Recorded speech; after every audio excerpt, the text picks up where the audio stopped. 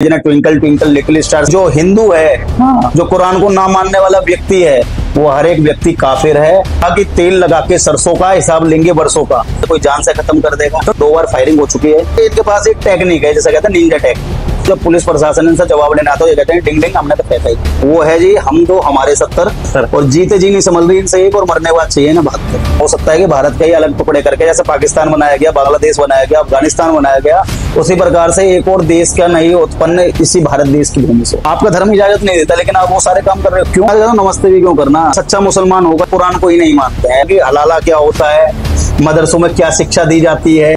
तो ये खूबसूरती है जो इस्लाम की खूबसूरती है ना। इस्लाम धर्म बहुत ही खूबसूरत है। नमस्कार दोस्तों, मैं आपका राधेसा। स्वागत है आपका शाह पॉडकास्ट शो में। तो आज हमारे बीच एक ऐसे युवा मौजूद है जिनको बहुत लोग फॉलो करते हैं, उनके काम और उनके कर्म को देखते हुए। तो चलिए मिलते हैं राहुल पचौरी जी से। जय श्री राम दोस्तों, मेरा नाम राहुल पचौरी कट्टर हिंदू है। जो आजकल बच्चे फॉलो करते हैं वो अपने सिर्फ गौ सेवा और उसके साथ साथ में सनातन धर्म के लिए जो एक तरीके से हम कार्य कर रहे हैं, तो उसमें बढ़ चढ़कर आज के युवा भाग ले रहे हो। साथ साथ इसी प्रकार से प्यार बना रहे हैं, वही प्यार ईश्वर की कामना से बना रहे। जय जय श्री राम। तो भैया हमने बहुत सी चीजें देखी, आप हिंदुत्व में बहुत ज्यादा रहते हो, तो आपका क्या महत्व है हिंदुत्व को लेकर? देखो, मेरी साफ सीधी एक धारणा है कि अगर इस देश के अंदर भारत का मुसलमान हर शुक्रवार को नमाज पढ़ना जा सकता है, बिल्कुल, तो इस भारत को जहां हिंदुओं का स्थान कहा जाता है, हिंदुस्तान कहा जाता है, जिस देश का बंटवारा 1947 में धार्मिक आधार पर कर दिया गया था, उसी भारत के अंदर आज हिंदू मंगलवार को माथे पे टीका लगा के हनुमान चालीसा का पाठ करने लगे। और कई मंदिर तो ऐसे हैं जो आज सुरक्षा की गुहार सरकारों से मांगते हैं। क्यों? क्योंकि आज का हिंदू बिल्कुल चुप है, मौन है। वो किसी प्रकार से हिंदू अपने धर्म की लड़ाई को लड़ना नहीं चाहते। तो मेरा जो मेन उद्देश्य है वो उद्देश्य यही है, जो आज हमारे छोटे छोटे बच्चे हैं जिन्हें ट्विंकल ट्विंकल लिटिल स्टार सिखाया जाता है, उन्हें क्यों ना श्री गुरु चरण सरोज रज निजुमन मुकुर सुधार सिखाया जाए। बिल्कुल। और क्यों ना उन्हें हनुमान चालीसा का पाठ याद कराया जाए। आजकल का युवा ये चीज बहुत भूल चुका है। बिल्कुल भूल चुका है, कुछ आता ही नहीं उन्हें। अगर धर्म के बारे में पूछा जाए कि रामायण में जो पात्र थे उसमें प्रभु श्री राम थे, उनके कितने भाई थे, कुछ लोगों को तो ये भी पता था उनके भाई थे। सही कह रहे। और उनसे अगर एक सवाल और कर लिया जाए कि जो 14 साल का वनवास था श्री राम का, उसमें एक ऐसे पात्र का नाम बताओ जो 14 वर्षों तक सोया भी नहीं था, तो मेरे ख्याल से वो भी नहीं पता। वो थे राम जी के छोटे भाई लक्ष्मण। अच्छा। तो ऐसी सारी चीजें जब तक जो कहते हैं ना जनरल नॉलेज, सिर्फ वो किताबों में नहीं है, सनातन की किताबों में भी बहुत जनरल नॉलेज है। और अगर उससे हम पढ़ना चाहें ना तो उससे हमें बहुत कुछ सीखने को मिलेगा। तो मेरा वही उद्देश्य है कि हमारे घर में जो छोटे छोटे बच्चे हैं, बिल्कुल, उन्हें वो अंग्रेजी कविताओं को सुना के कुछ नहीं होने वाला। अगर उन्हें सिखाना है तो सनातन धर्म के मंत्रोच्चारण सिखाओ, उन्हें श्लोक सिखाओ, जिनसे कि वो आगे भी धर्म का प्रचार कर सके। बिल्कुल सर, हमने बहुत जगह देखा आप गौ की सेवा करते हैं। आप कैसे कैसे आप गौ की सेवा करते हैं, तो आपका उसको लेकर क्या महत्व है? देखो, गौ सेवा का तो सीधी सी एक चीज थी मेरे अंदर। 14 साल की मेरी उम्र थी और उस समय मुझे गाय के बारे में ऐसा कुछ नहीं पता था। बस इतना पता था गाय हमारी माता है, जो सनातन धर्म में कहा जाता है। हाँ, और हम माता मानते हैं। बिल्कुल। एक दिन मैं ऐसे रास्ते से अपने कोचिंग सेंटर की तरफ निकल रहा था और मैंने देखा एक गाय का बच्चा काफी बीमार अवस्था वहां पड़ा हुआ। तो आप कितने साल के रहे हैं? मैं 14 साल की उम्र थी मेरी माता। मतलब आपने 14 साल की सेवा जी। तो क्या नाम है, मैंने देखा ज्यादा बीमार है, वहाँ 2-4 लोगों से बात करी, वहाँ डॉक्टर आया। हाँ। डॉक्टर की फीस लमसम 650-700 रुपए बनी थी। और उस समय मेरी ट्यूशन फीस मेरी जेब में पड़ी थी 800 रुपए। तो मैंने बिना संकोच किए उन पैसों से दवाइयां मंगाई, डॉक्टर को पैसे दिए, लेकिन निसंदेह वो बच्चा बच नहीं पाया। शाम होते लमसम में 4 से 5 घंटे वहीं रहा। और उस दिन मुझे बड़ा दुख हुआ। अंदर से मुझे लगा कि एक तरफ हम गाय को माता कहते हैं, नंदी महाराज को भगवान शिव की सवारी भी कहा जाता है। बिल्कुल। और इन दोनों की स्थिति आज हमारे देश में बद से बदतर हो चुकी है। अगर आप देहात क्षेत्रों में जाओगे तो वहां आपको देखने को मिलेगा खेतों में करंट वाले तार लगा दिए गए हैं, जिससे कि गाय अंदर ना घुस सके। हाँ। और जब वो करंट लगता है गाय को तो वो अपने प्राणों का त्याग देती है। बिल्कुल। उसी प्रकार से नंदी महाराज को आप देख लीजिए। आज सुबह सुबह लोग बाग जाते हैं, प्रदीप मिश्रा जी की कथा सुन रहे हैं आजकल, और वो एक जो लोटा जल लेके जाते हैं उससे भगवान शिव में अर्पित करते हैं। उसका साथ साथ में जो पत्थर के नंदी महाराज बने होते हैं मंदिर में, उन्हें अर्पित करते हैं, उन्हें निलाते हैं रगड़ रगड़ के। लेकिन जब वही नंदी महाराज साक्षात तुम्हारे घर के सामने आता तो उसे लाठी के समान। तो ये अवधारणा बन चुकी है। तो जब तक सनातन धर्म के अंदर अपने मन की जो एक स्थिति बन चुकी है वो बेहद बेकार बन चुकी है। गाय मेरे घर के सामने घूमती है। हाँ। लेकिन वो लोग भूल जाते हैं कि जब तुम गांव के अंदर रहा करते थे तो उसी गाय के गोबर से तुम्हारे घर को लीपा जाता था। बिल्कुल। जो सुगंधित देती थी आज उसी गाय के गोबर में से आज की जनरेशन को कहीं ना कहीं बदबू आती है। बिल्कुल। और गाय के प्रति ये थिंकिंग हो गई है, गाय कहीं बीमार भी है, किसी घायल अवस्था में भी है, तो उसके लिए कोई इलाज नहीं कर सकता। कोई भी वो सीधे हम जैसे गौ सेवकों को फोन कर वहां हम पहुंचते। जब तो आप ऐसे कोई भी आपको गौ सेवक फोन करता है तो आप गौ की सेवा के लिए तुरंत चले आते हैं। हाँ बिल्कुल। तो आपने कितने गौ को रेस्क्यू करा अभी आज तक? अब कुछ अनुमान तो नहीं लगा सकते, मगर ये 14 साल से 30 साल का सफर हो चुका है। 16 साल में निकाल चुका हूँ। 16 साल में 16 साल से करते हुए आ रहे हैं। 16 साल में कुछ भी नहीं करा होगा तो अब तक 5 से 6 हजार गौ माताओं का अंतिम संस्कार शायद करवा चुका। गौ 5 से 6 हजार अंतिम संस्कार। और ना जाने कितनी घायल अवस्था में गौ माताएं होती हैं, उन्हें हम हॉस्पिटल भिजवाते हैं। जब आप गौ माता की सेवा करते हैं या उनको हॉस्पिटल ले आते हैं, रेस्क्यू करते हैं, तो कोई लोग मिलते हैं जो आपको इन चीजों में बाधा बनते होंगे। हाँ, कई लोग ऐसे होते हैं, जैसे कि किसी ने मुझे फोन किया, मान के चलो आपने मुझे फोन किया। हाँ। आपने कहा भैया यहाँ गाय बीमार है। हाँ। आप आ जाइए। अब हम वहाँ पहुंच गए। और वहाँ पहुंचने के बाद क्या होता है, जिस व्यक्ति ने फोन करा वो तो वहां से गायब हो जाए। कई बार ऐसा होता है कि पर्सनल हमें भी प्रॉब्लम है। अच्छा। हमारी जेब में पैसा नहीं है। हाँ। लेकिन कई बार क्या होता है, फ्री वाली एम्बुलेंस हमारे पास नहीं आती है। कभी कभार पेड करने पड़ता है हमें पैसे, और वो एम्बुलेंस का खर्चा होता है लमसम 1100 से 2100 रुपए। और वहाँ लोगों से हम फिर हेल्प मांगते हैं कि आप सो दे दो, आप सो दे दो। हाँ। तो लोगों की एक धारणा बनती है सरकार तुम्हें दे, सरकार मतलब दे रही है सरकार। हाँ। और सरकार आपको दे रही है तो हम तुम्हें पैसा दें। गौ सेवक तो तुम हो ना। हाँ। गाय तो तुम्हारी माता है ना। तो यही धारणा लगा लो कि एक हिंदू ने मुझे फोन किया घायल गौ माता के लिए। हाँ। लेकिन उनकी वो माता नहीं है, माता सिर्फ गौ सेवकों की, गौ सेवकों की माता है, वो उनकी माता। सही कह रहे हैं बिल्कुल सर आप। और जैसे आप सनातन धर्म को बहुत प्रचार करते हैं, सनातन धर्म का, आपने कई सामाजिक लोग देखे हैं जिनके बारे में आप कुछ बताना चाहेंगे? जैसे कि करावल नगर में भी हमने देखा था दंगा हुआ, तो उसमें हिंदू मुस्लिम का बहुत ज्यादा प्रचलन था। वहाँ पे आपका क्या योगदान रहा? योगदान क्या, अपना योगदान यही था, जो अपने छोटे छोटे बच्चे थे जो दूसरों की बातों में आके घरों से बाहर निकलना चाहते थे। हाँ। और जा भी रहे थे, उन्हें रोकना, उन्हें बताना कि जीवन बहुत कीमती है, तुम्हारे माँ बाप ने जो बड़ा करा है वो इस कामों के लिए नहीं करा। क्योंकि मैं उस चीज के फेवर में कहीं से कहीं तक, उस दंगे के फेवर में मैं नहीं था। क्योंकि इस दंगे के अंदर किसी भी नेता का बच्चा नहीं मरा था, किसी पैसे वाले का बच्चा नहीं मरा था। हाँ। उसमें हर वो तीसरा व्यक्ति या दूसरा व्यक्ति वो लोग थे जो एक मध्यम वर्गीय परिवार से आते थे, जिनकी शायद मासिक आय, जो मासिक आय जिनकी मेरे ख्याल से 8,000 10,000 कमाने वाले थे, और उन बेगुनाहों को मारा गया। तो मैं नहीं मानता कि दंगे, मेरे हिसाब से दंगे तो होने चाहिए, लेकिन दंगे जब भी हुए क्योंकि कुछ जिहादी मानसिकता के लोग थे जो NRC CAA के नाम पर बैठे हुए थे, जिन्होंने सड़कों को जाम कर रखा था। और उस समय में आरोप सीधा सीधा आज जो मौजूदा विधायक है कपिल मिश्रा जी, ऐसे नेता पे लगा दिया गया, जबकि उन्होंने कुछ गलत नहीं कहा था। हाँ। उन्होंने साफ शब्दों में कहा था कि हम डोनाल्ड ट्रंप जी के यहाँ से जाने का इंतजार कर रहे हैं, उसके बाद जिस प्रकार से तुम लोगों ने सड़क घेर रखी है उसके जवाब में सनातन धर्म के लोग भी इसी प्रकार, अगर तुम विरोध में बैठे हो तो हम CAA NRC के समर्थन में बैठे।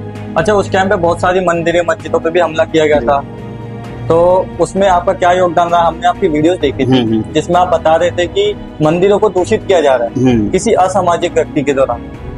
उसमें यही था, देखिए जहाँ जहाँ मुस्लिम वर्ग के लोग ज्यादा थे, हाँ, वहाँ मंदिरों को सीधा नुकसान पहुंचाया गया। सीधा सीधा डायरेक्ट टारगेट बना, डायरेक्ट मुंबई नगर गली नंबर 3 या 4 पड़ती है वो, चांदबाग की पुलिया से पहले। हाँ जी। वहाँ मंदिर को जलाया गया, पुजारी के साथ हाथापाई की गई, पुजारी को जान से मारने की कोशिश की गई। अच्छा। वहीं पे सामने रोड पे ताहिर हुसैन की बिल्डिंग थी, वो ताहिर हुसैन निगम पार्षद था आम आदमी पार्टी का। हाँ। उसकी ही बिल्डिंग से पेट्रोल पंप निकले, उसी के बिल्डिंग का जस्ट बराबर पूरी पार्किंग थी हिंदू की, वो हिंदू की पार्किंग को पूरा जला दिया गया था। अच्छा। और वहीं अंकित शर्मा एक अफसर थे, उनकी हत्या करके उसी गंदे नाले में फेंक दिया गया। तो ये भयावह मंजर हमने दिल्ली का दंगे का देखा है, और दिल्ली दंगे के कुछ शक में मुझे भी गिरफ्तार किया गया था, लेकिन थोड़ा ऊपर वाले की मेहरबानी ये कह लो, या कह लो कि धर्म कार्य में लगे रहते हैं, इस वजह से इतना ज्यादा मुझे नुकसान कुछ हुआ नहीं। अच्छा, इस दंगे के दौरान आपका कोई अपना किसी को हानि पहुंची? लमसम 5 से 6 लोग ऐसे थे जो सिब्बियार और अपने करावल नगर के कुछ लोग, और मैं कह सकता हूँ कि आज भी उनके परिवार शायद उनका इंतजार करते हैं कि वो शायद लौट के अभी तक तो नहीं आ पाए। शायद वो है भी, मतलब हो सकता है वो है भी या नहीं। अच्छा। मेरे खुद के टीम के 5 से 6 लोग ऐसे थे जिन्हें मैंने खोया है, जिनमें एक राहुल सोलंकी था जो बाबूनगर मुस्तफाबाद में रहता था। अच्छा। एक राहुल राजपूत था जो ब्रजपुरी पुलिया के पास रहता था।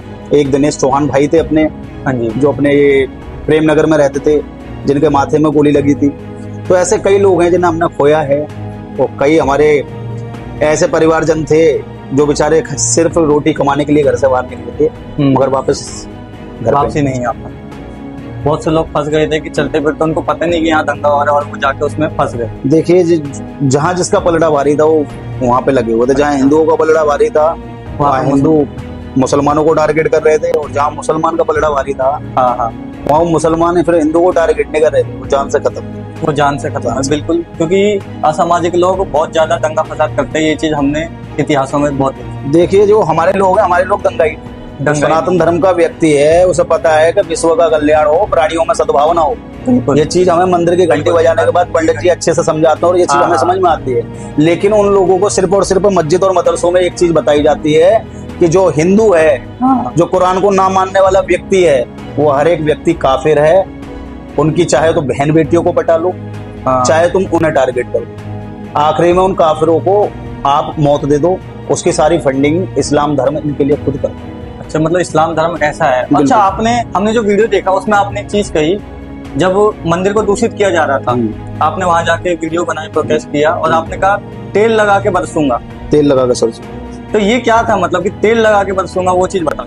देखिए, ये इसमें एक बहुत बड़ी बात छुपी हुई है। जैसे कि मान के चलो कि इस देश के अंदर मुगल शासक हुए। मुगल शासक के बाद क्या हुआ कि मुगल शासकों ने हमारे साथ इतना उत्पीड़न करा हिंदुओं के साथ में। हिंदुओं की बहन बेटियों को जबरदस्ती उठाया जाता था, उनका बलात्कार कर दिया था, उन्हें जबरदस्ती इस्लाम धर्म अपनाया जाता था। उसके बाद क्या हुआ, हमारे लगातार हमारे मंदिरों पे हमला चालू हुआ। और इस देश के अंदर, देश का इतिहास है कि 60,000 से ज्यादा मंदिरों को तोड़ने का कार्य अगर किसी ने करा तो वो मुस्लिम आक्रांता, जिन्हें आज किताबों में महान बताया जाता, उन मुगल आक्रांताओं ने 60,000 से ज्यादा मंदिरों को तोड़ने का कार्य किया। और आज भी इस देश के अंदर जहां जहां पर मुस्लिम बहुल क्षेत्र है, वहां पे मंदिरों को खत्म करके वहां या तो नमाज पढ़ी जा रही है, या जबरदस्ती वहां पे कब्रिस्तान बनाने की कोशिश की जा रही है। तो मैंने उसी बात को कहा कि तेल लगा के सरसों का हिसाब लेंगे वर्षों का। हिसाब वर्षों का उस हिसाब से लेंगे कि जो 60,000 मंदिर हमने तोड़ने की वो बताई है बात, उन 60,000 मंदिरों को हम हिम्मत के साथ लेंगे, जज्बे के साथ लेंगे। इसलिए हमें बार बार इस बात को कहते हैं कि तेल लगा के सरसों का हिसाब लेंगे वर्षों का। तो वही हिसाब वर्षों का लेने के लिए हम बहुत बढ़िया बात की। अच्छा, अब जैसे कांवड़ यात्रा आ रही है, बहुत सारे ढाबे खुलते हैं कांवड़ यात्रा में जो कि मुस्लिम होते हैं, लेकिन हिंदू के नाम से वो लोग अपने ढाबों को चलाते हैं कांवड़ यात्रा। तो क्या जो सरकार ने नेम प्लेट का आयोजन करा था वो सही है? मेरे हिसाब से तो बहुत सही है। अच्छा, थोड़ा आप कल्पना करके देखिए, अभी कुछ दिनों पहले लोनी के अंदर, फिर कांवड़ यात्रा बहुत पवित्र मानी, लोनी के अंदर एक जूस की दुकान चला करती थी। और उस जूस की दुकान पे वो पुरुषों का यूरिन मिला के जूस में मिक्स करके लोगों को पिलाया करता था। जिसे कहते हैं थूक मूत जिहाद। अब तक लव जिहाद आपने सुना होगा, लैंड जिहाद आपने सुना होगा, और ना जाने कितने तरीकों के जिहाद सुनोगे।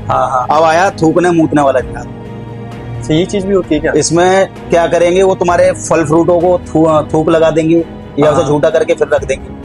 उसी प्रकार से बिरयानियों को थूकी हुई बिरयानी बना देते हैं। कहते हैं कि थूक के। अब मेरे एक बात यहाँ समझ में नहीं आती कि जब तुम्हारा बाप अल्लाह है तो तुम्हें जो व्यवसाय करना है वो राम के नाम पे और श्याम के नाम पे क्यों करना भाई? जब तुम्हारा पैदा करने वाला अल्लाह, बिल्कुल, और तुम्हें पैसा कमाना है भगवान के नाम पे, ऐसा क्यों? या तो इस बात को ये सारे जो मुस्लिम व्यापारी है इस बात को अच्छे से जान ले, या फिर एक्सेप्ट करें कि जो हमारे इनके जो पूर्वज रहे हैं वो हिंदू रहे हैं, और इनके पूर्वजों ने तलवार की नोक पे सलवार बदली है। या तो इस बात को ये एक्सेप्ट कर लें। और अगर ये एक्सेप्ट नहीं कर सकते हैं तो मैं मानता हूं कि भगवानों के नाम पे दुकान करना छोड़ देनी चाहिए।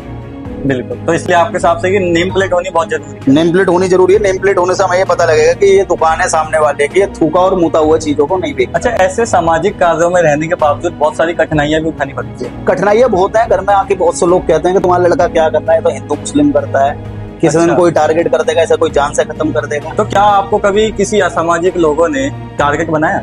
तो बनाने वाले हमेशा बनाते रहते हैं। 2 बार फायरिंग हो चुकी है ऑलरेडी। अच्छा, लोनी क्षेत्र के अंदर जब क्या किस्सा? पहली बार गाय की गाड़ी पकड़ी थी, मांस की गाड़ी थी वो, उस टाइम हमें पहली बार, मेरे साथ और भी साथी थे मेरे। अच्छा, जब पहली बार गाय की मांस की गाड़ी पकड़ी थी तो पहली बार जब फायरिंग हुई थी तो पहली बार पता लगा कि गौरक्षा के लिए सिर्फ हाथों की जरूरत नहीं, हथियारों की भी जरूरत पड़ती है। लेकिन ये अजीब विडंबना मेरे इस देश की कि इस देश के अंदर गुंडों के लिए अवैध हथियारों के लिए क्या नाम है कोई लाइसेंस की जरूरत नहीं होती, लेकिन जब एक गौ सेवक एक अवैध हथियार भी लेके निकले ना तो उनको मुकदमे लगाते हैं। बिल्कुल बिल्कुल। सरकार हमें कोई पैसा नहीं देती, सरकार हमें कोई सुरक्षा नहीं देती है। आज अगर हम आवेदन करने के लिए निकले कि हमें एक लाइसेंस बंदूक की जरूरत है तो सरकार उसमें भी 100 अड़चने लगाती है। तुम्हारे पे कोई मुकदमा तो नहीं है, ये तो नहीं है, वो तो नहीं है, लेकिन मुकदमा लगाने वाले, झूठे मुकदमे लगाने वाले हम पे तो वही लोग है, शासन प्रशासन। सही, उसके साथ में सरकार पूरे जिम्मेदार है। और ये जो आप कहते हैं पत्थर फेंकने की निंजा टेक्निक, ये पत्थर फेंकने की निंजा टेक्निक किसके पास है? ये तो आप खुद देख लो, कभी आपने सुना है कि कितनी ताजिए की यात्रा निकल रही है, ताजिया निकलता है मुस्लिम धर्म। हाँ बिल्कुल। मुहर्रम यात्रा निकलती है, उसमें किसी ने पत्थर फेंक दी हो? कभी सुना है किसी रामलाल ने या श्यामलाल ने उस यात्रा पे पत्थर फेंका हो? नहीं। लेकिन आपने ये जरूर सुना होगा कि मोहम्मद ताहिर ने किसी नवरात्रा यात्रा में पत्थर फेंका, या किसी क्या नाम है जन्माष्टमी महोत्सव में घुस के उन्होंने गलती करी, या किसी शाहरुख ने गरबा खेलने वाली महिला के साथ में बदतमीजी करी, ये आपने सुना होगा। और ये वो लोग हैं कि इनके पास एक टेक्निक है, जैसे कहते हैं निंजा टेक्निक। ये इनकी जो महिलाएं होती है ना, बुजुर्ग महिलाएं, वो पत्थर फेंक के आ जाते हैं और जब पुलिस प्रशासन इनसे जवाब लेने आता है, ये कहते हैं टिंग टिंग हमने तो फेंका ही। ये लोग जो है, अच्छा अधिकतर ये कश्मीर वगैरह में भी बहुत देखा जाता है, तो पाकिस्तान हमेशा छुप कर वार क्यों करता है? देखो, पाकिस्तान में रहने वाले सबसे ज्यादा कौन लोग हैं? मुस्लिम। और इनकी पहचान क्या रही है? पीछे से वार। ये अभी का इतिहास नहीं है, शुरू से देख लो आप, औरंगजेब के जमाने का देख लो, बाबर अकबर वाले जमाने का देख लो। इन्होंने हमेशा छुप के वार।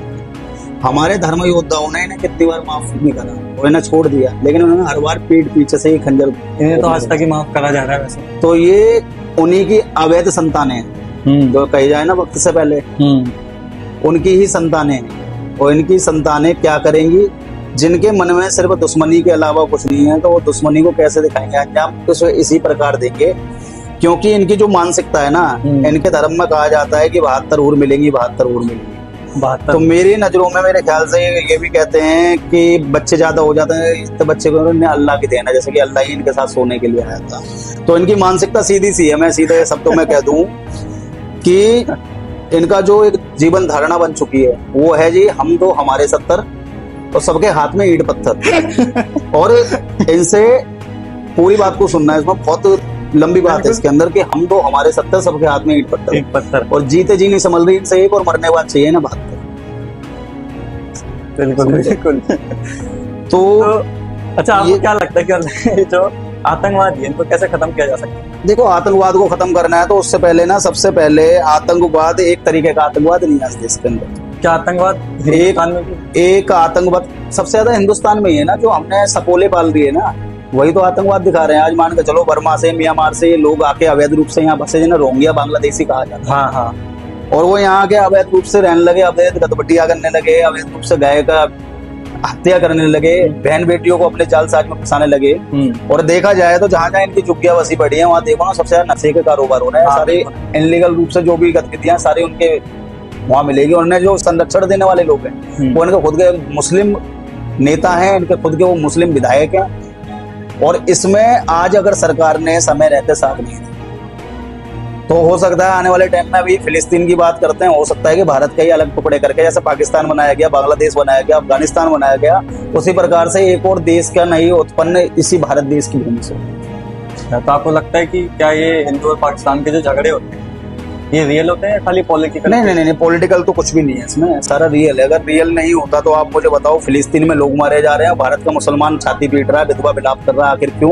जब बांग्लादेश में हिंदू मारे जाते हैं तो भारत का मुसलमान उसका विरोध क्यों नहीं करता कि जो बांग्लादेश का मुसलमान है वो गलत कर रहा है? हाँ। लेकिन ऐसा तो नहीं होता। होता क्या है कि जहां जहां मुसलमानों पे दिक्कत आती है वहाँ मुसलमान लोग सिर्फ मुसलमानों के साथ खड़े हैं, लेकिन हिंदू धर्म के साथ एक मुसलमान नहीं खड़ा कि एक मुसलमान जगा सकेंगे। अच्छा, इसमें ये कठिनाइयां जो है बहुत तरीके से, मतलब बहुत मुश्किल से खत्म की जा सकती है। नहीं, अगर सरकार थोड़ा सा अपने भी अगर लिए जाए, NRC CA कानून लेके आओ, उसे पारित करो पूरे देश के अंदर। एक आध राज्यों में पारित करना होगा। UCC लेके आओ, यूनिफॉर्म सिविल कोड लेके आओ, सबकी जो यूनिफॉर्म है ये होनी चाहिए। आज एक चीज बताइए, किसी बस के अंदर बुर्का पहन कर कोई आदमी घुस जाओ और अल्लाह अकबर करके फट जाता है। हाँ। तो तुम मुझे बताओ ना, उस बुरखे के अंदर क्या है, किसी को पता है क्या कि महिला है कि कोई आदमी है? अभी 5 लड़के पकड़े गए तो उन्होंने बुरका पहन रखा था, सिर्फ पता है किस लिए? 10 रुपए की डीटीसी की टिकट बचाने के लिए। अच्छा, बुरका पहन के घुसते थे और डीटीसी का सफर पूरे दिन फ्री करते थे। तो सबसे पहले बुरके पे बैन लगना चाहिए। बुरके की आड़ में सबसे ज्यादा आतंकवाद। अच्छा, बुर्का कहा जाता है कि किसी मतलब कुरान में भी ऐसा लिखा नहीं कि बुर्का पहनना जरूरी है। नहीं, इतना कुरान को मैंने पढ़ाने का भी दिलचस्पी भी नहीं दिखाई, क्योंकि जिस धर्म में मुझे कोई दिलचस्पी नहीं तो उसके बारे में ज्यादा मैं पढ़ता नहीं। लेकिन जो देश के लिए हानिकारक है, हाँ, उस चीज के लिए मैं बोलूंगा, क्योंकि आज कहीं ना कहीं भारत का मुसलमान भारत की रोटी खा रहा है, लेकिन समय समय पर दगाबाजी भारत को ही करके दिखा। जहाँ इस देश के अंदर अगर ये नारे लग जाते हैं कि भारत तेरे टुकड़े होंगे इंशाअल्लाह इंशाअल्लाह, तो आप खुद सोच के देखो कि भारत के टुकड़े करने वाले कौन लोग हैं। इंशाअल्लाह इंशाअल्लाह सनातन धर्म में तो कहा नहीं जाता। हाँ। हम तो कहते कहते बार बार थक गए कि विश्व का कल्याण हो, विश्व का कल्याण हो, प्राणियों में सद्भावना हो, और ये लोग क्या कर रहे हैं? इंशाअल्लाह इंशाअल्लाह इंशाअल्लाह। तो आप खुद देखो ना, इस बारे में और आगे भी बात करेंगे। अभी आपसे एक चीज पूछते हैं कि जो ये मॉडर्न लाइफस्टाइल है हमारा, क्या ये सनातन धर्म को खत्म करता जा रहा है, स्पॉइल करता है? बिल्कुल मानता हूँ। आप मुझे बताइए, भारत की नारी को हम सीता अनुसुईया मानते थे, देवी के रूप में देखते थे, और आज भी हमारे धर्म के अंदर नवरात्रों में छोटी छोटी बच्चियों को देवी माना जाता है, उनका कन्या पूजन हम करते हैं। आज अगर वेस्टर्न कल्चर हमारे धर्म के देश के अंदर आ रहा है और यहाँ से रसिया देश में हमारे संस्कारों का पालन हो रहा है, वो लोग तो साड़ियां पहन रहे हैं और हमारे लोग आधे आधे कपड़े आधे कपड़े इतना करते जा रहे हैं। शायद मेरे कपड़े जब भी मैं कहता हूँ काफी अच्छे होंगे।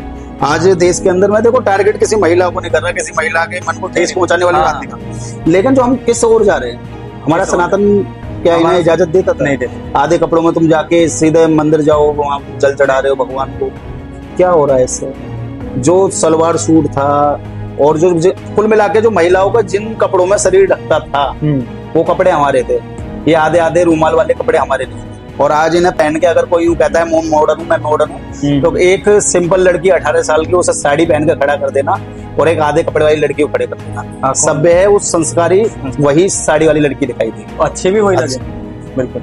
तो ये हमारी पहचान है, और ये हमारी पहचान को ये हमारी पहचान को अगर आज किसी न किसी तरीके से खत्म करने की कोशिश की जा रही है, तो मैं मान के चलता हूँ कि आज उन माँ बाप को कहीं ना कहीं सोचने का कहीं ना कहीं विषय बन जाता है कि आप किस ओर जा रहे हैं, आपका धर्म किस ओर जा रहा है। आज तुम अगर कपड़ों पे पाबंदी नहीं लगा पा रहे हो, तो हो सकता है कि जब वो बच्ची 18 साल की हो जाएगी तो वो अपनी मर्जी से शादी भी करेगी, और जब वो अपनी मर्जी से शादी करेगी तो उसके 8-10 महीने बाद या तो किसी फ्रिज के अंदर, किसी नाले के अंदर या किसी नदी के अंदर। अच्छा, इन्हीं चीज को देख के बहुत सारे धर्म हैं हिंदुस्तान में, लेकिन सबसे सेंसिटिव जो हो चुका है वो आज के टाइम पे सनातन धर्म हो चुका है। तो क्या हिंदू होना भय में जीना है?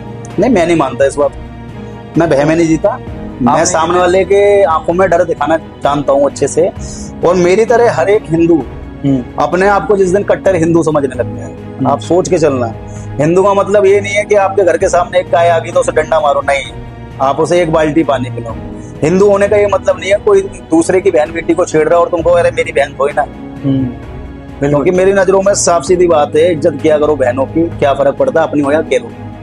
तो मेरे लिए सनातन धर्म की हर एक वो बहन बेटी मेरी बहन बेटी है जिसने सनातन में जन्म लिया है, और उसके साथ अगर कोई गलत करेगा तो मैं डंके की चोट पे कहता हूँ, कोई खड़ा हो ना हो, मैं डंके की चोट पे उस बहन, आप उस बहन के साथ। बिल्कुल, यह हमारा सनातन धर्म सिखाता भी। तो क्या आज के टाइम पे राम और कृष्ण जैसे अवतार हम महसूस करते हैं आज के टाइम पे होना?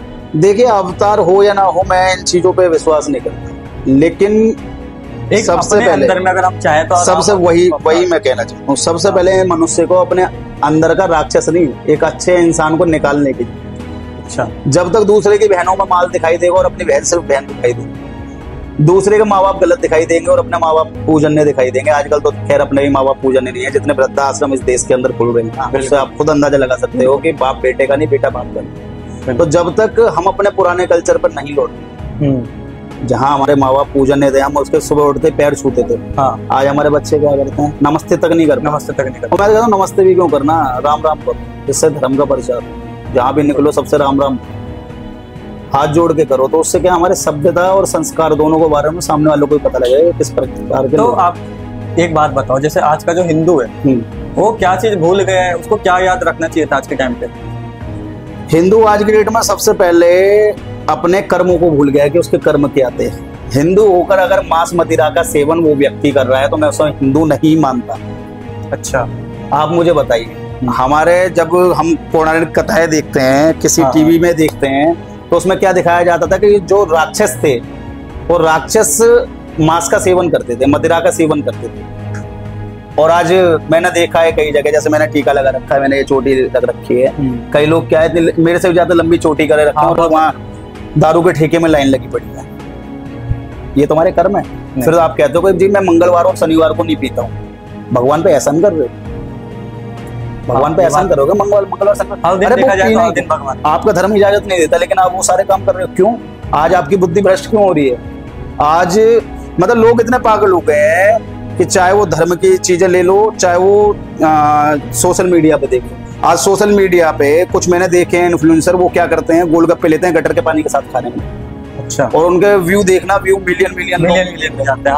और जो हम जैसा समाज का काम कर रहा है, जो कहीं ना कहीं अपने आने वाली पीढ़ी को बचाने का काम कर रहा है, जो अपनी गौ माता को बचाने का काम कर रहा है, जो अपनी बहन बेटियों को बचाने का काम कर रहा है, और उन्हें 1700-1800 लोग देख के रह जाते हैं। और वो भी उसमें ये नहीं लिख पाते हैं कि हाँ भैया आप अच्छा काम कर रहे हो, कीप इट अप, हम जैसे लोग आपके साथ नहीं हो पाते। तो यहाँ से आप नजर लगाइए कि हमारे लोग किस ओर जा रहे हैं, अंधकार की ओर जा रहे हैं, जबकि उन्हें आज प्रकाश की ओर जाने की बहुत जरूरत है। आज ये जरूरत बन गई है कि जो मंदिर में एक पुजारी बैठा हुआ है, वो लोगों को सिखाए, आसपास में मंदिर में जितने लोग दर्शन करने आते हैं उन्हें सिखाए कि हर मंगलवार को शाम 7 बजे मंदिर के अंदर हनुमान चालीसा का पाठ किया जाएगा। आप सब जितने भी क्षेत्र के लोग हैं, सब अपने बच्चों को यहाँ भेजना शुरू करें। जिस दिन हिंदू सीख जाएगा कि माथे पे हमें तिलक लगाना है, हमारी हिंदू पहचान क्या है, माथे पे तिलक की पहचान है, उस दिन मैं मानता हूँ कि हिंदू धर्म द्वारा से काफी तेजी में आगे बढ़ेगा। बिल्कुल। तभी आज के मॉडर्न सिटी में ना यही सनातन धर्म को बहुत बड़ा चैलेंज बना। नहीं, आज क्या है ना, आज मॉडर्न लोग माथे पे तिलक देखते हो कहते हैं गवार, ये उन्हें पता कि उससे ज्यादा शिक्षा मिलेगा। हाँ। हम वो लोग नहीं है जो अपने मम्मी पापा को मॉम डैड कहें। हमने अपने मम्मी पापा को माता पिता के रूप में ही देखा है और पूजन के रूप में देखा है। ये जो मॉम डैड कहते फिरते हैं ना, कोई सबसे पहले उनको बुढ़ापा आने पे सबसे पहले वृद्धाश्रम में छोड़ते। हाँ बिल्कुल। तो भैया अब आप एक तरफ देखते हैं कुरान है, एक तरफ देखते हैं गीता है, दोनों में सबसे बड़ा डिफरेंस क्या है? सबसे बड़ा डिफरेंस तो यही है कि एक तरफ हमें पता है कि भगवान श्री कृष्ण ने भगवत कथा को रचा है और हमें भगवान कृष्ण की रंग रूप सब कुछ पता है। हाँ। और दूसरी तरफ एक वो आसमानी किताब है जिसका आज तक यही नहीं पता कि उसे लिखने वाला कौन है, उसकी कोई आकृति नहीं, उसकी कोई छवि नहीं। तो सबसे पहला तो यही सब ये कहते थे कुरान को लिखने वाला कौन है, कुछ पता नहीं। आप मुझे यूँ बता दो ना कि सनातन धर्म कब आया था और इस्लाम धर्म कब आया था? इस्लाम धर्म का मैं कहता हूँ कि 1500 से या 2000 के बीच में आया था। हाँ। 1500-2000 साल पहले आया था। हाँ। लेकिन इकलौता सनातन धर्म ऐसा धर्म है जिस धर्म का ना कोई आदि है ना कोई अंत है। अनंत काल से सनातन धर्म चला आ रहा है और ऐसा अभी तक ये भी नहीं पता है कि हर धर्म की एक अंत है। हाँ। और एक शुरुआत का कहते हैं टर्म एंड कंडीशन। हाँ। है पूरी। लेकिन सनातन धर्म का किसी को नहीं पता कब से, युगों से चला आ रहा है। इसमें प्रभु श्री राम हुए, श्री कृष्ण हुए और ना जाने अभी तो कितने ईश्वरों को साक्षात धरती पर। तो ये जो असामाजिक लोग हैं थोड़े, या कह लो कि मुस्लिम लोग जो हैं, ये मुस्लिम लोग खतना क्यों करवाते? क्योंकि इनके जो धर्म के मजहबी लोग हैं उनके अंदर इतनी हिम्मत नहीं है कि ऑलरेडी खतना कराया हुआ व्यक्ति ऊपर आसमान से सीधे धरती पे लेके आए। ये इनके जो धर्म में एक लेडीज बच्चा पैदा करती है ना, तो वो हिंदू धर्म का ही बच्चा पैदा करती है। बिल्कुल। जब उसका खतना होता है उसके बाद उसे मुसलमान बनाया जाता है जबरदस्ती। मतलब कहने का अगर मेरा कहने का मतलब ये है, जिस प्रकार से हमें साबुत भेजा गया है ना, उसी प्रकार से अगर अल्लाह में इतनी ताकत थी तो उसे कटी हुई कोई भेज देता ना साक्षात। खतना कराने की आवश्यकता क्या है? मतलब कहने का आपका ये है कि अल्लाह भी हिंदू बना के भेजता है, लोग यहाँ पे आके मॉडिफाई। भाई सबको पता है, ये तो सब कहने की चीजें हैं। किसी ने टोपी लगा ली, किसी ने पगड़ी पहन ली, लेकिन उनके पूर्वज कौन थे उनसे जाके पूछो ना। उनके पूर्वज कोई रामलाल था, कोई श्यामलाल था, उसके अलावा और इनके पूर्वज कोई नहीं रहे। आप जाके देखो ना उधर कश्मीर में जाए तो तुम्हें जो मिलेंगे मुस्लिम, उनसे आप पूछना आप कौन से मुस्लिम, वो कहेंगे मैं गुजर मुस्लिम। गुजर हिंदू होता है ना, कब लगा लो, वो कहते हैं हम गुजर मुस्लिम हैं। आप कभी इधर जाओ, क्या नाम है, मुजफ्फरनगर साइड में जाओ, मतलब वो सारे कन्वर्टेड। हाँ मैं बता तो रहा हूँ, जो आप इधर मुजफ्फरनगर में जाओ ना, वहाँ पूछना कि आप कौन से मुस्लिम हो, तो वो कहेगा मैं जाट मुस्लिम। तो आप बताओ जाट कौन होते हैं? जाट हिंदू होता है, गुजर हिंदू होता है। तो फिर ये सारे के सारे, इनसे मैंने अभी जैसा कहा था उसी बात को दोबारा दोहरा देता हूँ कि जिनके बाप दादाओं ने तलवार की नोक पर सलवार पहनी थी, वही सारे कन्वर्टेड लोग ये जो आज इस्लाम धर्म को अपना रहे हैं। और जिन्हें देखो, इनमें कुछ लोग ऐसे भी हैं जो अपने आप खुद एक्सेप्ट करते हैं इस बात को कि हाँ हमारे पूर्वज हिंदू थे। और ज्यादा बड़ी बात नहीं करता, जो हैदराबाद से ओवैसी इतनी बड़ी बड़ी बातें करता है ना, हाँ हाँ। उसके परदादा भी मेरे ख्याल से रामलाल से अमला लिखे। तो अगर हम किसी एक्स मुस्लिम से बात करें तो क्या वो सच्चाई बताएगा? बिल्कुल सच्चाई बताया। किसी एक्स मुस्लिम को हो सकता है मैं किसी एक्स मुस्लिम से बात करके तुम्हारे चैनल पे लेके आऊंगा, बिल्कुल। वो इस्लाम की एक एक सच्चाई बता देगा कि हलाला क्या होता है, हाँ। हलाला से क्या बेनिफिट इन्हें मिलता है, मदरसों में क्या शिक्षा दी जाती है, मदरसों में कैसे इन्हें ट्रेंड किया जाता है कि हिंदू बहन बेटियों को फंसाओ प्यार में, तुम्हें यहाँ से पैसा मिला जाएगा, जितनी अच्छा। ऊंची की जाति की लड़कियों को तुम फंसाओगे उतना तुम्हें पैसा मिला जाएगा। कभी किसी एक्स मुस्लिम से बात करके देखना, तो मैं सारी, मैं यूं कहता हूँ, पोल पट्टी जो एक इस्लाम धर्म का ढकोसलेबाजी है, हाँ, वो सारी की सारी पोल पट्टी वो व्यक्ति अच्छे से खोल के दिखा। तो क्या कुरान में अच्छी बातें हैं या ये सिर्फ अफवाह है?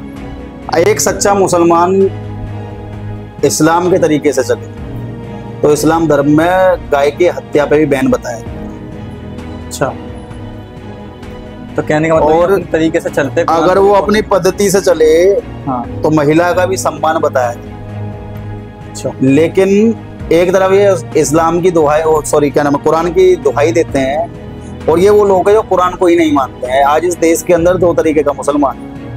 एक को सीधी भाषा में कहूंगा जो जिहाद फैलाने वाला मुसलमान, जो जिहादी मुसलमान होता है, वो कुरान को नहीं मानेगा, कुरान के उलट चलेगा बिल्कुल। और एक भारत का सच्चा मुसलमान होगा, जैसे एपीजे अब्दुल कलाम जैसे लोग थे, अब्दुल हमीद जैसे लोग थे। ये वो लोग थे जो भारत के वाकई में सच्चे मुसलमान थे। या मैं कहूँ जो आज सच्चा मुसलमान है वो एक्स मुस्लिम है, जिन्होंने देखा कि सारी चीजें क्या थी धर्म के अंदर, कैसे कैसे क्या होता है, उनकी आज पोल पट्टी को लोगों को दिखा रहे हैं।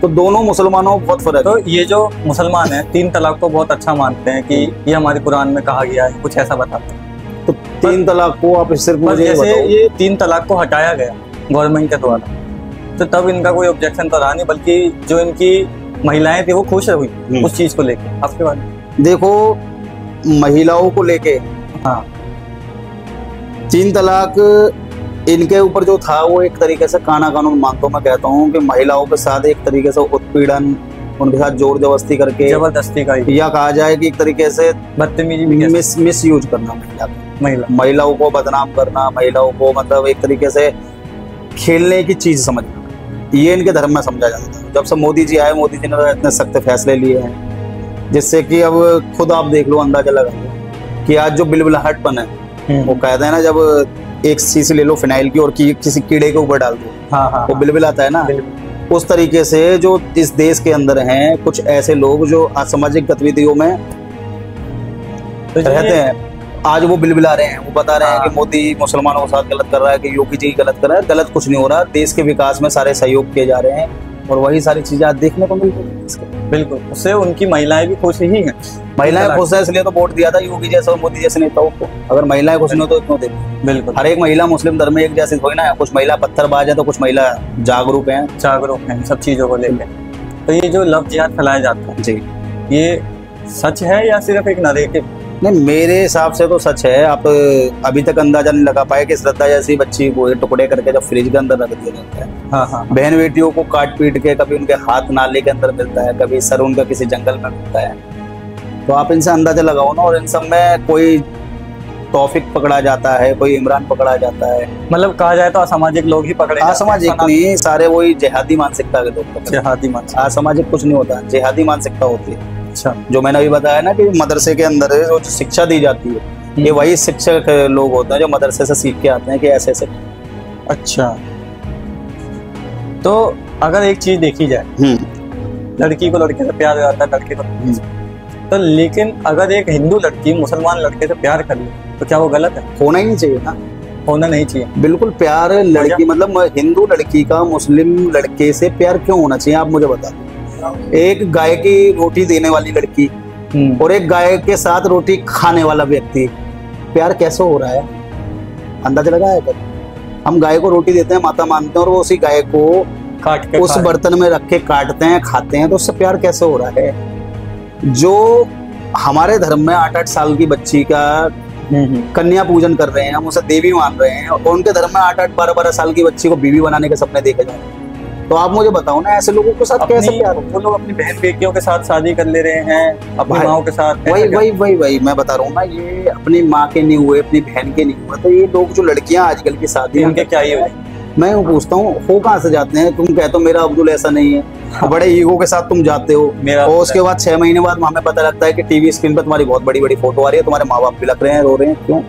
उससे पहले जागरूक हो जाओ ना। हाँ। तुम एक चीज बताओ, दुर्गा तुम बन नहीं पा रही, काली तुम बन नहीं पा रही, अगर बुरखे वाली तुम बनना पसंद कर, ये कहाँ का न्याय है भाई? एक बार अपने अंदर का जो चीजें वो निकाल के सामने रखो ना। महिला तो मैं कहता हूँ रानी लक्ष्मीबाई भी थी, दुर्गा बाई भी थी, मैं कहता हूँ हमारे जो धर्म के अंदर माँ शेरा वाली रही, काली माता रही, ऐसा चंडाल रूप लेके आओ ना और ऐसा दुष्टों का संहार करो। तो आप ये मानते हैं कि मतलब लड़कियां जो है सनातन धर्म में सबसे ज्यादा सेफ है? सेफ है, सबसे ज्यादा सेफ है।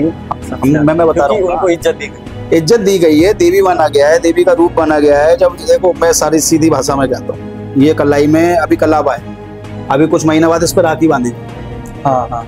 हमारे धर्म में राखी बांधी जाती है और हम एक प्रण लेते हैं कि जब तक हमारे रक्त की आखिरी बूंद हमारे शरीर के अंदर है, जब तक हम अपनी बहन बेटियों को सुरक्षा करेंगे, उसकी रक्षा करेंगे। और ऐसे ही एक बहन थी नेहा नाम की, अशोकनगर के, अच्छा, जिसने एक मुस्लिम लड़के को राखी बांधी, और उसी मुस्लिम लड़के ने ये इच्छा जता दी कि बहन तेरे अंदर मुझे बीवी दिखाई दे रही, मुझे तुझसे शादी कर। जब उसने मना करा तो उसे 5वीं मंजिल से नीचे फेंक। तो ये इस्लाम की खूबसूरती है जो मैं तुम्हें बता रहा हूँ, क्यों इस्लाम धर्म में साफ सीधी भाषा में यही है। उस बहन ने तो बहन भाई बनाया चाहे ना, लेकिन इनकी नजरों में इनकी खुद की बहन इनकी बहन नहीं, इन्हें खुद की बहन में बेगम साहिबा दिखाई दे जाती है, तो हिंदू धर्म की बहन बेटियों में आखिर क्यों दिखाई नहीं देती? और उसके बाद भी अगर भाईचारा किसी के दिमाग में उपज रहा हो तो उस भाईचारे को इस वीडियो के माध्यम से आज ही खत्म कर दें, क्योंकि ऐसे भाईचारे को मैं अपने जूते की पाँव की नोक पे रखता हूँ, बिल्कुल इससे ज्यादा कुछ। मतलब आप चाहते हैं कि मतलब हिंदू और मुस्लिम में कोई भाईचारा होना ही नहीं चाहिए। काय का भाईचारा? हम भाईचारा निभा रहे हैं, वो चारा बना के हम भाई कह रहे हैं, वो चारा बना रहे हैं, तो काय का भाईचारा है? बिल्कुल। तो कुरान में कहते हैं कि लड़कियों को बिल्कुल इज्जत नहीं दी गई, ऐसा क्यों? आप खुद अंदाजा लगा दो। क्या ये अपने कुरान के उस पे करते हैं जो करते हैं? नहीं, मैं नहीं मानता, मैं इसमें जिहाद में मानता हूँ, ये सारी चीजें जिहादी मानसिकता वाली। अच्छा, ऐसे इस तरीके से रोक टोक लगाना, जीने का अधिकार है किसी को, तुम लड़कों को तो पूरा अधिकार दे देते हो, लड़कियों को नहीं कहते कि तुम हिंदुओं से जाकर दोस्ती कर लो। हाँ। कभी कहा है किसी मुस्लिम धर्म के व्यक्ति ने कि अगर वो हिंदू लड़के से प्रेम कर रही है तो उसे शादी कर लें तो कोई आपत्ति नहीं होनी चाहिए? आखिर क्यों? जब ये मैंने केस देखा है कि एक हिंदू लड़के ने किसी मुस्लिम महिला से प्रेम किया है तो उसे सिर्फ और सिर्फ मौत दी जाती है। हाँ। और यही चीज लड़कियों के साथ होता है। अरे वो तो घर बसा के तेरे घर में पहुंच गई, फिर उसे क्यों मारे? तो इनकी तो सीधी सी मेंटलिटी है कि इनके लड़के चाहे कुछ भी करें, इनकी लड़कियों को खुली आजादी नहीं है। और मैं तो कहता हूँ कि अगर इनके धर्म के अंदर इनकी बच्चियां चाहती हैं कि हाँ हिंदू लड़के पसंद है, तो मैं कहता हूँ घर वापसी करो, सनातन धर्म अपनाओ, और सनातन धर्म निभाओगे तो ना तो तुम्हें किसी बुरके की जरूरत पड़ेगी, खुल के जिंदगी जियो। तुम मंदिर जाओ, मंदिर में जाकर दर्शन करो, माता पिता की सेवा करो, बिल्कुल। वहाँ तुम्हारा ये होगा कि तुम्हारा देवर होगा, तुम्हारा ससुर होगा, तुम पर गंदी नजरें डालेगा हलाला के तरीके से। तो आपने हलाला बोल ही दिया, ये हलाला है क्या? हलाला क्या है? हलाला एक तरीके से मान लो कि जैसे कि एक पति ने डिवोर्स दे दिया महिला को, अब वो महिला उस पति के साथ दोबारा रहना चाहती है। मतलब महिला ने डिवोर्स दिया, पति ने डिवोर्स दिया है। हाँ। पति भी उसे रखना चाहता है दोबारा। अच्छा। और वो महिला भी रहना चाहती है दोबारा। अच्छा, डिवोर्स का वो 3 तलाक बोल दिया जाता है। तो उन्हें क्या है, या तो किसी मौलवी के साथ सुलाना पड़ेगा अपनी वाइफ को। मौलवी क्या चीज? मौलवी होता है जो जैसे हमारे मंदिर का पुजारी होता है, ऐसे इनके मस्जिद का मौलवी होता है। अच्छा। तो जैसे कि बार बार तुमने फिल्मों में सुना होगा हवस का पुजारी, तो मैं मानता हूँ कि हवस का पुजारी तो नहीं होता, मगर हवस का मौलवी जरूर होता है जो हलाला के समय में अच्छा अपना हवस को दिखाता है, और जब वो प्रक्रिया पूरी हो जाती है उसके बाद वो महिला द्वारा आके उस व्यक्ति के साथ रहती है। मतलब अगर दोबारा उस व्यक्ति के साथ रहना है तो उससे पहले उसको किसी और के साथ रहना, उसे हलाला। बिल्कुल। तो ये खूबसूरती है जो इस्लाम की खूबसूरती है ना, इस्लाम धर्म बहुत ही खूबसूरत है। ऐसा खूबसूरत, इतना खूबसूरत है, जब इसके अंदर जाओगे तो उसकी खूबसूरती इतने निकलेंगी। तो ये ऐसे धर्म में ये सब चीजें बनाई किसने? ये अल्लाह आए कहाँ से? ये तो मुझे भी नहीं पता कि मतलब मेरे ख्याल से तो एक काल्पनिक विषय है, एक कल्पना है, खाली कल्पना ही है ना। आपको देखो ना 1500-2000 साल पहले जो धर्म आया वो मैंने अपनी मनगढ़ंत सारी कहानियां बनी थी। मेरे प्रभु श्री राम का मंदिर अयोध्या में, मेरे श्री कृष्ण की जन्मभूमि मथुरा में है, मस्जिद बना रखी है वहाँ तो पर। अल्लाह की जन्मभूमि कहाँ गई, ये सोचने का विषय। अच्छा, उसके बाद आप आ जाइए कि जो हमारे भगवान शिव है, उनकी धर्मपत्नी का नाम है पार्वती। पार्वती। जो प्रभु श्री राम है, उनकी धर्मपत्नी नाम है सीता। अल्लाह के कोई धर्मपत्नी नहीं थी क्या? मतलब आप कह रहे हैं अल्लाह की अड्डी कहाँ भाई सीधी सी भाषा में। हाँ बिल्कुल। और अगर ऐसा कुछ नहीं है तो आप खुद लगा लोगे सारी चीजें काल। अच्छा, जो धर्म 1500-2000 साल पहले आया, लेकिन उससे पहले भी तो वो लोग थे ना, वो इंसान थे। तो मैंने बताया ना, वो इंसान वही सनातन धर्म में से निकले हैं ना। जब मुस्लिम आक्रांता जो मुगल शासक थे, उन्होंने तलवारें दिखाई, तो उस तलवार के दम पे सलवार बदली और इस्लाम धर्म अपनाया, सिर्फ अपनी मौत के डर से। सिर्फ अपने मौत। मुसलमान इस्लाम धर्म में हर काम उल्टे करते हैं। कहते हैं कि जैसे हिंदू एक सूरज की पूजा करता है, ये चांद की पूजा करते हैं। हम रोटी बनाते हैं, ये उल्टी कढ़ाई पे रोटी बनाते हैं, उल्टे तवे पे रोटी। ऐसा क्यों? देखो जी, ये पूजा अर्चना कुछ नहीं करते, तो ये इबादत करते हैं। इबादत। पूजा इनके कहाँ होगी? जो मान के चलो हमारे धर्म में पूजा होती है चंद्रमा को देख के। हमारी जो महिलाएं हमारे तो चंद्रमा की भी पूजा की जाती है। मैं कहता रहा हूँ, मैं बता रहा हूँ, जब ये चंद्रमा को देखकर हमारे यहाँ महिलाएं अपने बच्चों और अपने स्वास्थ्य की लंबी उम्र की दुआ करते हैं। हाँ, ईश्वर से प्रार्थना करते हैं, प्रार्थना की जाती है। ठीक है। एक धर्म है इनका इस्लाम धर्म, जिसमें चंद्रमा को देख के कोई पूजा नहीं की जाती। चंद्रमा को देख के कुर्बानी दी जाती है। ठीक है। खूबसूरती, ये इस्लाम की फिर खूबसूरती में बता रहा हूँ। ये कहते हैं हमारा धर्म ऐसा, हमारा धर्म ऐसा है। इनके धर्म में शायद किसी इनके धर्म गुरु ने अपने बच्चे की कुर्बानी दे दी थी, फिर वो बच्चा जिंदा हो गया था, ऐसा कुछ इनके मानना है। अच्छा। जिसकी वजह से ही ईद बनाई जाती है, बकरी ईद। अच्छा। अब इनसे जरा ये पूछो कि उन्होंने तो अपने बच्चे की कुर्बानी दी थी, तो तुम किसी बकरे की या किसी भैंसे की कुर्बानी, किसी बेजवान की कुर्बानी क्यों दे रहे हो? बेजवान। वैसे तुम कहते हो कि हमने सब बच्चे की तरह पाला है, बचपन से पाला, बचपन से अपने घर में पाला। हाँ। और समय रहते हुए उसे काट देते हैं। हम कह रहे हैं हम अपने घर में गाय का बच्चा लेके आ जाए, छोटे का वो बड़ा हो जाए, इतनी खरोच लग जाए तो हमें टेंशन हो जाती है, ये ठीक कैसे हो? अरे लोग पता नहीं कैसे इतने निर्दयी बन जाते हैं।